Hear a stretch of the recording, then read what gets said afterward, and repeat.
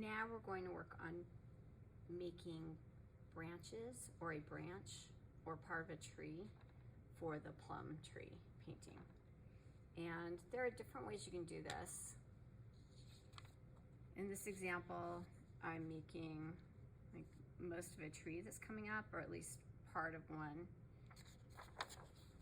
or at least a thicker branch. And this is kind of a thinner branch, but the main thing I want you to do is make sure that the branches taper, so they go from thick to thin, because that's what trees do, and that's important. It doesn't have to be perfect, but you should try to look for that.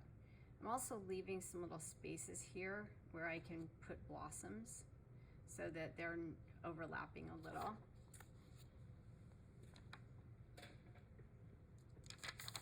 So what I'm going to do actually is look at one of the examples on the presentation that's on in this module. It has examples of the work of other artists. I'm just going to try and follow along with how someone else created theirs. So I've mixed up some black paint, of course. Again, if you feel like you're going to run out of black paint, feel free to use one of your other colors. I want it to be fairly dark. About that, looks pretty good. I'm using my big brush at first. And I'm gonna have it coming in from this side and then coming down like this. I use the side of my brush. And I want it to be bumpy. I want this to look like an old plum tree that's been trimmed a lot. Now I'm going to switch to my small brush, my number 6, and come in and start building in some side branches. Again, I want it to have a little character, and one of the ways you can do that is making sure it tapers, but also making the branches interesting. You can look, there's tons of examples of the way people have done this, and you might find something that really appeals to you. So I'm going to come down to this part,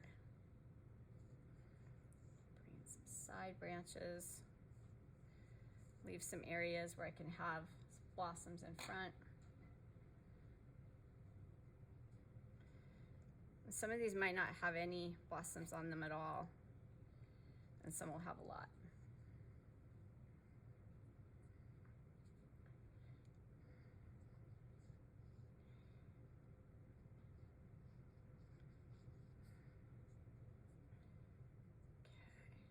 Now that this is dry, I'm going to do some dry brush over the top. So I'll just practice that. Sometimes I'll get the excess off first before I come in. Not too much.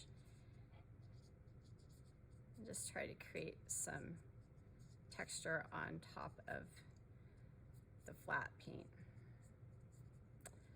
All right, I'm pretty happy with that. So then I'll start adding my flowers. So I would suggest, like I said, looking on the PowerPoint or the presentation, trying to maybe copy one of them, find something you like, and then make sure your branches are tapering.